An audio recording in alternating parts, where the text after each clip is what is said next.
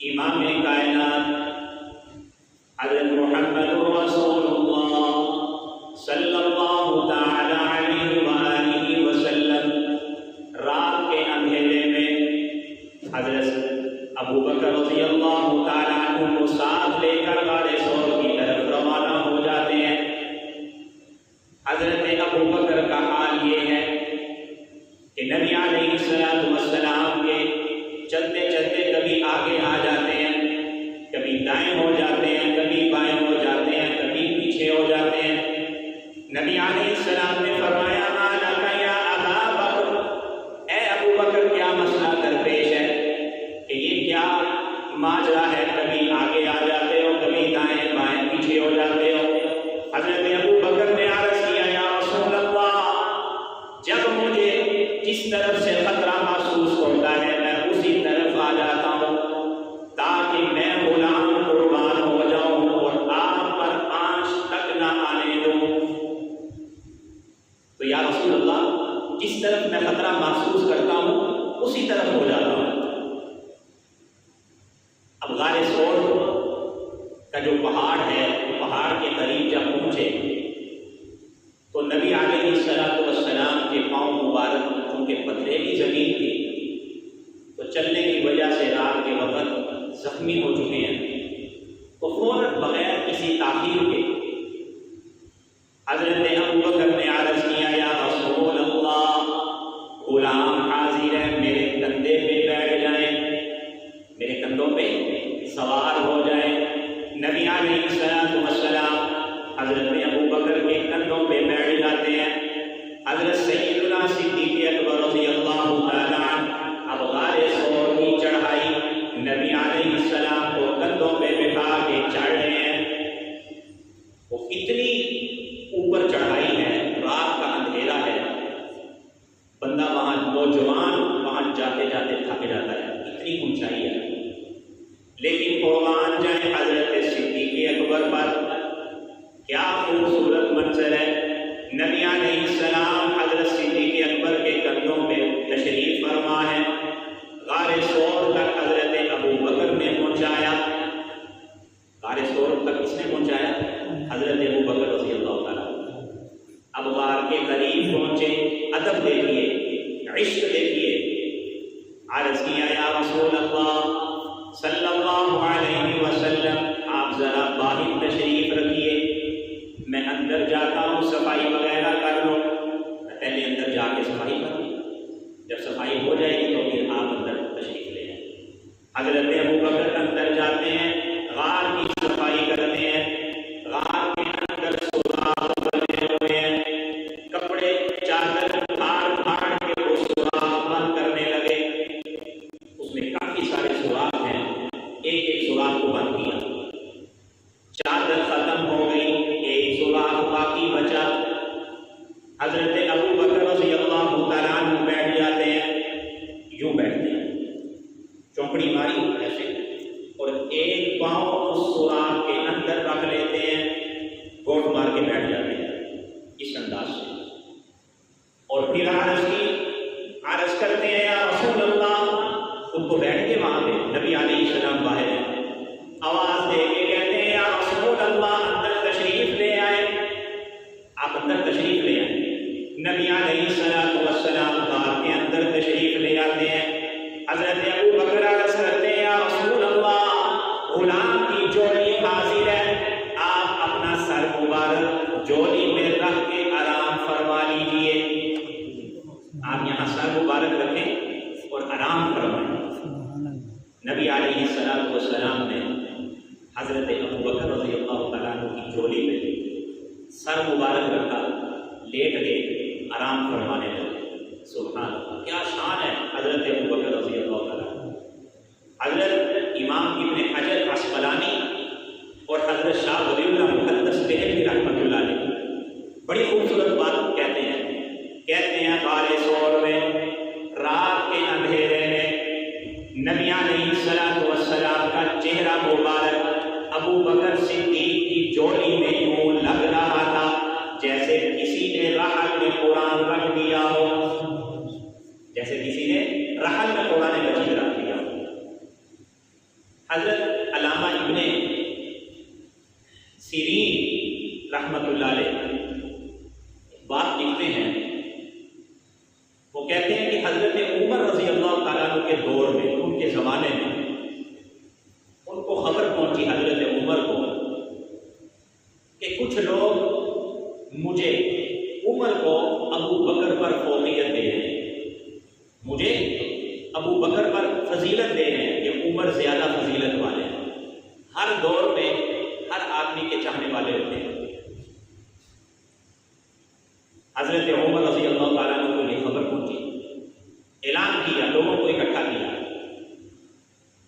اور لوگوں سے فرمایا، اور لوگوں اللہ کی قسم، واللہ لیلۃ من ابی بکر خیر من عمر وآل عمر ویوم من ابی بکر خیر من عمر وآل عمر۔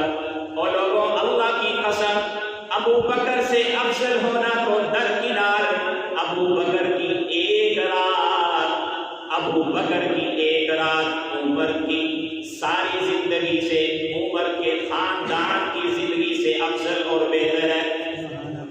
ابو بکر سے افضل ہونا تو دور کی بات ہے، ابو بکر کی ایک رات کے ہجرت والی رات، یہ عمر کی ساری زندگی سے، صرف عمر نہیں، عمر کے سارے خاندان والوں کی زندگی سے افضل اور بہتر ہے۔ یہ شان اللہ نے حضرت ابو بکر کو عطا فرمائی۔ 3 دن اور 3 راتیں غار میں رہے، غار ثور میں، اور قرآن مجید نقشہ کھینچتا ہے کہ کیا منظر تھا اندر، کیا نقشہ تھا۔ قرآن مجید بڑے خوبصورت انداز سے نقشہ کھینچتا ہے۔ سورہ توبہ کی آیت نمبر 40 ہے، سماعت فرمائیں، انشاءاللہ مزہ آ جائے گا۔ اللہ فرماتے ہیں سورہ توبہ کی آیت نمبر 40، إِلَّا تَنْصُرُوهُ فَقَدْ نَصَرَهُ اللَّهُ إِذْ أَخْرَجَهُ الَّذِينَ كَفَرُوا ثَانِيَ اثْنَيْنِ إِذْ هُمَا فِي الْغَارِ۔ اللہ فرماتے ہیں إِلَّا تَنْصُرُوهُ، اگر تم میرے نبی کی مدد نہیں کرو گے تو کوئی مسئلہ نہیں، اگر تم میرے نبی کی مدد نہیں کرو گے تو کیا ہو جائے گا؟ نہ کرو۔ فَقَدْ نَصَرَهُ اللَّهُ، اللہ مدد کر چکا ہے پہلے بھی، خاص طور پر ہجرت کی رات میں اللہ مدد کر چکا ہے اپنے نبی کی پاک پیغمبر کی، پہلے بھی خاص طور پر ہجرت والی رات میں۔ اِذْ أَخْرَجَهُ الَّذِينَ كَفَرُوا، جس وقت پاک پیغمبر صلی اللہ علیہ وسلم کو کافروں نے نکالا، مکہ سے نکال دیا۔ ثانی اثنین، آپ حضرات کی توجہ چاہوں گا، ثانی اثنین اس لفظ پہ، ثانی اثنین یہ لفظ یاد رکھیں، کیا لفظ ہے؟ ثانی اثنین، آیت نمبر 40۔ اللہ فرماتے ہیں وہ دو میں سے دوسرے کے ساتھ، جب کافروں نے نکال دیا پاک پیغمبر کو، ثانی اثنین، دو میں سے دوسرے کے ساتھ، ایک یہ ترجمہ ہے اس کا، اور بعض مفسرین نے اس کا یوں ترجمہ بھی کیا ہے کہ جب نکالا کافروں نے پاک پیغمبر کو اس حال میں کہ وہ دو میں سے دوسرے تھے، دو میں سے دوسرے تھے۔ تو یہ 2 ترجمے ہیں، جو دوسرا میں نے ترجمہ کیا ہے اس وقت یہ منسوخ ہوگا حال ہونے کی وجہ سے، لیکن جو پہلا ترجمہ ہے وہ بنزع الخافض، یہاں ایک لفظ، ایک حرف محفوظ ہے، وہ یوں بنے گا بثانی اثنین، بثانی اثنین۔ تو ترجمہ میں نے کیا کیا کہ جب کافروں نے نکالا پاک پیغمبر کو، ثانی اثنین، دو میں سے دوسرے کے ساتھ، تو اب ثانی کون ہوا؟ صدیق اکبر۔ اب ثانی کون ہوا؟ دو میں سے، پاک پیغمبر کو نکالا کافروں نے، ثانی اثنین، دو میں سے دوسرے کے ساتھ، تو ثانی کون بن گئے یہاں پہ؟ حضرت صدیق اکبر۔ تو ڈسکا والوں، کائنات والوں، اس غار میں بندے کتنے تھے؟ بندے کتنے تھے؟ دو بندے تھے، ایک نبی علیہ السلام ہیں اور دوسرے حضرت صدیق اکبر رضی اللہ تعالیٰ عنہ ہیں۔ تو پھر یہ بات توجہ سے سنیے کہ اللہ تعالیٰ حضرت صدیق اکبر رضی اللہ تعالیٰ عنہ کو ثانی کہہ رہا ہے، اول پاک پیغمبر صلی اللہ علیہ وسلم اور ثانی حضرت صدیق اکبر ہیں۔ اول کون ہے؟ پاک پیغمبر صلی اللہ علیہ وسلم، اور ثانی یہاں جو لفظ آیا ہے حضرت صدیق اکبر۔ آپ پوری سیرت کا، نبی علیہ السلام کی سیرت کا مطالعہ کریں، حضرت صدیق اکبر کی سیرت کا مطالعہ کریں۔ قرآن کی یہ آیت دلالت کرتی ہے، آپ کی توجہ چاہوں گا، قرآن کی یہ آیت دلالت کرتی ہے کہ اللہ نے حضرت صدیق اکبر کو پاک پیغمبر کا ثانی کہا ہے، پاک پیغمبر کا ثانی بنایا ہے۔ اللہ نے حضرت صدیق کو کیا بنایا؟ ثانی بنایا۔ اول امام کائنات تو ثانی حضرت صدیق اکبر رضی اللہ تعالیٰ عنہ ہے۔ امام کائنات صلی اللہ علیہ وسلم پر سب سے پہلے ایمان لانے والی خاتون ام المؤمنین حضرت خدیجہ الکبریٰ ہیں، تو ثانی صدیق اکبر رضی اللہ تعالیٰ عنہ ہیں۔ غار ثور میں اگر اول امام کائنات ہیں تو ثانی صدیق اکبر ہیں۔ مدینہ منورہ میں داخلے کے وقت اگر اول امام کائنات ہیں تو ثانی صدیق اکبر رضی اللہ تعالیٰ عنہ ہیں۔ وفات سے پہلے مرض الوفات میں، مصلی امامت میں اگر اول امام کائنات ہیں تو ثانی صدیق اکبر رضی اللہ عنہ ہیں۔ نبی علیہ السلام کے دنیا سے پردہ فرما جانے کے بعد مسند خلافت میں اگر اول امام کائنات ہیں تو ثانی صدیق اکبر رضی اللہ تعالیٰ عنہ ہیں۔ روضہ رسول میں امی عائشہ صدیقہ رضی اللہ تعالیٰ عنہ کے حجرہ میں اگر اول امام کائنات ہے تو ثانی بولیے صدیق اکبر رضی اللہ تعالیٰ عنہ ہے۔ اللہ نے حضرت صدیق اکبر رضی اللہ تعالیٰ عنہ کو پاک پیغمبر کا کیا بنایا؟ ثانی بنایا، وہ ثانی ہے۔ تو قرآن اس کا نقشہ کھینچتا ہے۔ قرآن کہتا ہے اِذْ أَخْرَجَهُ الَّذِينَ كَفَرُوا ثَانِيَ اثْنَيْنِ، جب پاک پیغمبر کو کافروں نے نکالا، ثَانِيَ اثْنَيْنِ، دو میں سے دوسرے کے ساتھ، اِذْ هُمَا فِي الْغَارِ، جب وہ دونوں غار میں تھے، جب وہ دونوں غار میں تھے۔ پیغمبر اسلام کی عظمتیں ہی عظمتیں ہیں، لیکن امت نے صدیق اکبر کو جو نام دیا ہے صاحب الغار، کیا کہتے ہیں؟ صاحب الغار۔ اردو میں کیا کہتے ہیں؟ یار غار۔ اردو میں کیا کہتے ہیں؟ یار غار۔ حضرت صدیق اکبر رضی اللہ تعالیٰ عنہ بیٹھے ہوئے ہیں گوٹ مار کے، حضور کا سر مبارک صدیق اکبر کی چولی میں ہے، حضور آرام فرما رہے ہیں، سوئے ہوئے ہیں۔ حضرت صدیق اکبر کا ایک پاؤں سوراخ کے اندر ہے، اس سوراخ کے اندر کوئی زہریلی چیز کی جانور تھا، وہ مسلسل ڈس رہا ہے، اور حضرت صدیق اکبر کا عشق دیکھیے، ادب دیکھیے، جذبہ دیکھیے کہ حضور آرام فرما رہے ہیں اور وہ مسلسل چیز ڈس رہی ہے، اپنے جسم کو حرکت نہیں دے رہے، مکمل کنٹرول ہے، کہیں پاک پیغمبر کے آرام میں خلل نہ آ جائے، اور آنکھوں سے آنسو جاری ہیں تیزی سے۔ تو ایک قطرہ اچانک حضور کے چہرہ انور پہ پڑتا ہے۔ حضور علیہ السلام جاگتے ہیں، پوچھتے ہیں مالک یا ابا بکر، کیا ماجرا پیش آیا ہے ابو بکر؟ آپ نے عرض کیا یا رسول اللہ، اس سوراخ میں کوئی چیز ہے، مسلسل میری ایڑی پہ وہ ڈس رہی ہے، مسلسل میری ایڑی پہ وہ ڈس رہی ہے۔ تو نبی علیہ السلام نے اپنا دعا مبارک وہاں لگایا اور اللہ نے فوراً شفا دی۔ تو غار کے اندر کا جو نقشہ ہے، قرآن ایک دوسرے انداز سے بھی وہ نقشہ بیان کرتا ہے، سنیے ذرا۔ اللہ فرماتے ہیں اِذْ هُمَا فِي الْغَارِ، جب وہ دونوں غار میں تھے، اِذْ يَقُولُ لِصَاحِبِهِ، جب وہ کہہ رہے تھے اپنے صاحب کو، جب وہ پاک پیغمبر اپنے صحابی کو کہہ رہے تھے۔ ایک بات یاد رکھیں، جتنے بھی صحابہ ہیں، ہر صحابی کا صحابی ہونا تواتر سے ہم تک پہنچا ہے۔ تواتر سے، لیکن حضرت ابو بکر اللہ کے نبی کے صحابی ہیں، یہ قرآن اعلان کرتا ہے۔ یہ کون اعلان کرتا ہے؟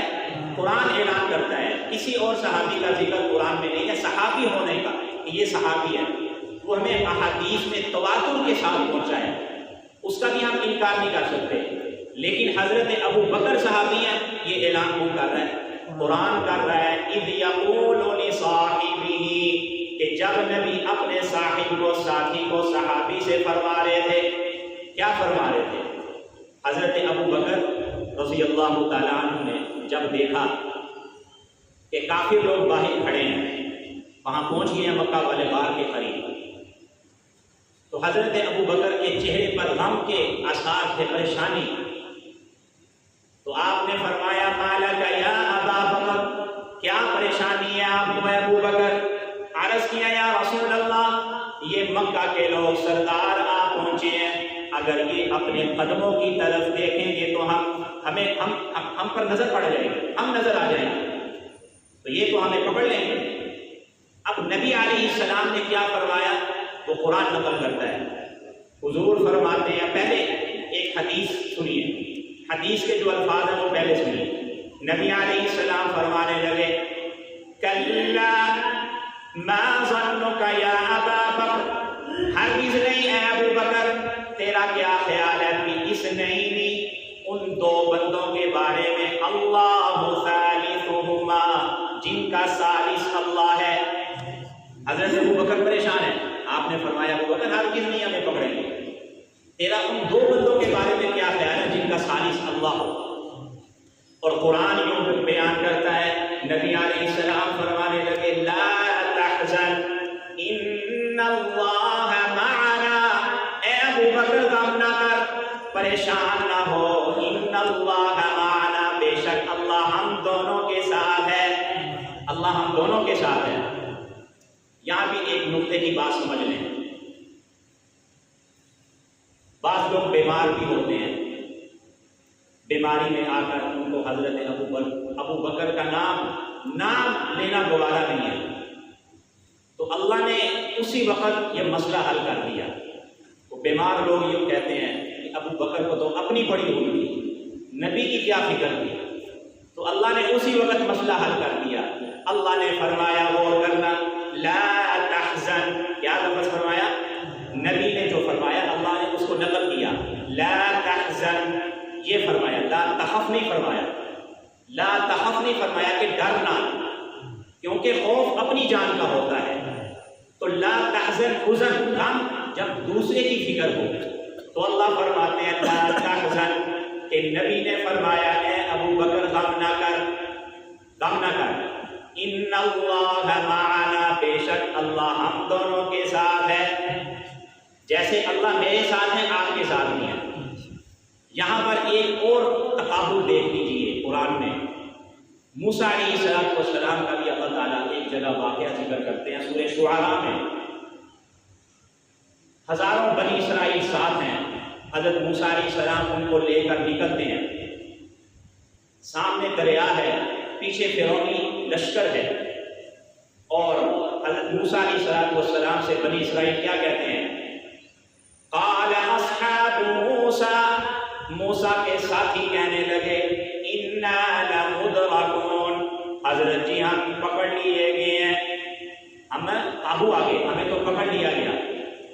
اللہ نے آگے حضرت موسیٰ علیہ السلام کا جواب نقل فرمایا، قال کلا، فرمایا ہرگز نہیں، ان معی ربی سیہدین، ہزاروں بنی اسرائیل نے حضرت موسیٰ علیہ السلام کے ساتھ، حضرت موسیٰ کیا فرمانے لگے ان معی ربی، بے شک میرے ساتھ میرا رب ہے، میرے ساتھ ہے میرا رب ہے، بنی اسرائیل کو نہیں شامل کیا، لیکن یہاں پر غور فرمائے نبی علیہ السلام کے ساتھ صرف صدیق اکبر ہے، اللہ کے پاک پیغمبر کیا فرما رہے ہیں لا تحزن ان اللہ معنا، اے ابو بکر پریشان نہ ہو، بے شک اللہ ہم دونوں کے ساتھ ہے۔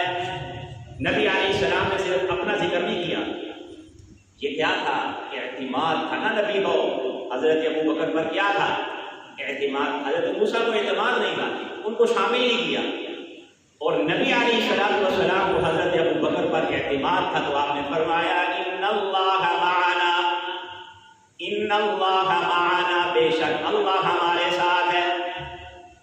جب تک قرآن کی آیت پڑھی جاتی رہے گی حضرت ابو بکر کی معیت اللہ کے ساتھ اور نبی کے ساتھ لوگ پڑھتے رہیں گے، کوئی نبی سے ابو بکر کو جدا نہیں کر سکتا، اور نبی علیہ السلام کے ساتھ ایسی معیت ہے اور اللہ کی معیت ہے۔ آگے سنیے، اللہ فرماتے ہیں فَأَنزَلَ اللَّهُ سَكِينَتَهُ، آگے بھی آپ کی توجہ چاہوں گا، فَأَنزَلَ اللَّهُ سَكِينَتَهُ عَلَيْهِ، اللہ نے سکینت نازل فرمائی اس پر۔ کیا لفظ ہے؟ اللہ نے سکینت نازل فرمائی اس پر۔ اب یہاں پر جو اس پر علیہ، اس پر کا جو لفظ ہے، بعض مفسرین کہتے ہیں نبی علیہ السلام، یعنی نبی پر سکینت نازل فرمائی، اور بعض مفسرین علامہ ابن کثیر وغیرہ اور بہت سارے مفسرین لکھتے ہیں کہ نبی پر تو سکینت کی ضرورت ہی نہیں تھی، کیونکہ نبی تو ہر وقت سکینت میں ہوتا ہے، اللہ کی طرف سے سکینت ہر وقت نبی پر نازل ہو رہی ہوتی ہے، کوئی لمحہ ایسا نہیں ہوتا کہ ایسا وقت ہو نبی پر سکینت نہ ہو، تو نبی پر تو ہر وقت اللہ کی سکینت نازل ہو رہی ہے، لیکن اس موقع پر جو پریشان تھے وہ کون تھے؟ ابو بکر تھے، ان کی پریشانی کا ذکر چل رہا ہے، تو اس موقع پر نبی پر تو سکینت پہلے ہی تھی، اور اللہ نے فرمایا فَأَنزَلَ اللَّهُ سَكِينَتَهُ عَلَيْهِ، اللہ نے اس موقع پر ابو بکر پر سکینت نازل فرمائی۔ اس موقع پر کس پہ سکینت نازل فرمائی؟ حضرت ابو بکر رضی اللہ تعالیٰ عنہ پر۔ وَأَيَّدَهُ بِجُنُودٍ، اور مدد کی اپنے نبی کی، بِجُنُودٍ، کئی لشکروں کے ساتھ۔ کئی لشکر کون سے تھے؟ فرشتے بھی تھے، اور بعض کتابوں میں لکھا ہے کہ جب وہ کافر لوگ وہاں پہنچے تو ابو جہل نے کہا چلو بھی غار کے اندر بھی دیکھ لیتے ہیں، غار کے اندر بھی دیکھ لیتے ہیں، غار کے اندر کو نہیں چھپے ہوئے، بالکل غار کے سرحانے پہ کھڑے ہیں، اور حضرت ابو بکر کہہ رہے ہیں یا رسول اللہ اگر یہ اپنے قدموں کی طرف دیکھ لیں، غار ثور کے قریب جو حضرات وہ دیکھنا جن کو نصیب ہوا ہے، اگر نیچے سے کھڑے ہو کے دیکھیں یا اوپر سے تو آدھا بندہ نظر آتا ہے، اگر کوئی نیچے جھک کے دیکھے تو غار کے اندر نظر آتا ہے۔ تو حضرت ابو بکر نے یہی عرض کیا کہ اگر یہ اپنے قدموں کی طرف دیکھیں تو ہم نظر آ جائیں گے، ہم نظر آ جائیں گے۔ تو ابو جہل نے کہا کہ چلو اندر بھی دیکھتے ہیں، اندر چلو۔ تو جو باقی لوگ تھے وہ کہنے لگے کہ تیرا دماغ خراب ہے، ٹائم ضائع کر رہا ہے، تو ہمیں یہاں لے آیا۔ مکڑی نے جالا غار کے دروازے پہ بنایا ہوا ہے، اور کبوتر کا پرندہ کبوتری وہاں اڈوں میں منڈلا رہی ہے، تو یہاں کوئی اندر گیا ہوتا، باہر آیا ہوتا تو یہ یہاں جالا تو نہ ہوتا، یہاں کیسے ہو سکتے ہیں، چلو واپس۔ تو سب نے ابو جہل کی بات کو رد کیا، اور یوں اس طریقے سے وہ سارے قافلے والے لوگ وہاں سے واپس چلے گئے۔ تو اللہ فرماتے ہیں وَأَيَّدَهُ بِجُنُودٍ لَّمْ تَرَوْهَا، اللہ نے اپنے نبی کی مدد کی کئی لشکروں کے ساتھ، لَّمْ تَرَوْهَا، جنہیں تم نہیں دیکھ رہے تھے، وَجَعَلَ كَلِمَةَ الَّذِينَ كَفَرُوا السُّفْلَىٰ، اللہ نے کافروں کی بات کو، کفر والی بات کو پست کر کے دکھلایا، وَكَلِمَةُ اللَّهِ هِيَ الْعُلْيَا، اللہ نے اپنا کلمہ بلند کر دیا۔ کافروں کا منصوبہ یہ تھا کہ پاک پیغمبر کو ہم قتل کریں گے، اللہ کا منصوبہ یہ تھا میں اپنے نبی کو بچا کے رہوں گا۔ اللہ نے اپنے نبی کو بچایا اور صحیح سالم غار ثور سے مدینہ منورہ تک پہنچایا۔ تو غار ثور کے اندر کا جو نقشہ ہے، جو حالات ہیں، قرآن مجید اتنے خوبصورت انداز سے بیان کرتا ہے۔ 3 دن اور 3 راتیں، 3 دن اور 3 راتیں پاک پیغمبر صلی اللہ علیہ وسلم اور حضرت جناب صدیق اکبر رضی اللہ تعالیٰ عنہ غار میں رہے، غار ثور میں۔ 3 دن 3 راتوں کے بعد وہاں سے روانہ ہوتے ہیں مدینہ منورہ کی طرف، اور یہ حضرات چل پڑتے ہیں۔ ادھر مکہ کے اندر گولیاں لگنا شروع ہو جاتی ہیں کہ ان حضرات کا امام کائنات صلی اللہ علیہ وسلم کا سر نعوذ باللہ اور صدیق اکبر کا سر نعوذ باللہ جو لے کر آئے گا اس بندے کو 100 اونٹ 200 اونٹ انعام دیے جائیں گے. پورے مکہ والے جو ہے ان حضرات کے در پہ ہیں. تو انشاءاللہ اگلے جمعے غار ثور سے جو اگلا سفر شروع ہوتا ہے، زندگی رہی تو انشاءاللہ آئندہ جمعہ یہاں سے ہم تبصرہ شروع کریں گے. اللہ تعالیٰ سے دعا ہے مجھے بھی آپ حضرات کو بھی نبی علیہ الصلوۃ والسلام سے سچی محبت اور آپ علیہ الصلوۃ والسلام کی مبارک سنتوں اور طریقوں کے مطابق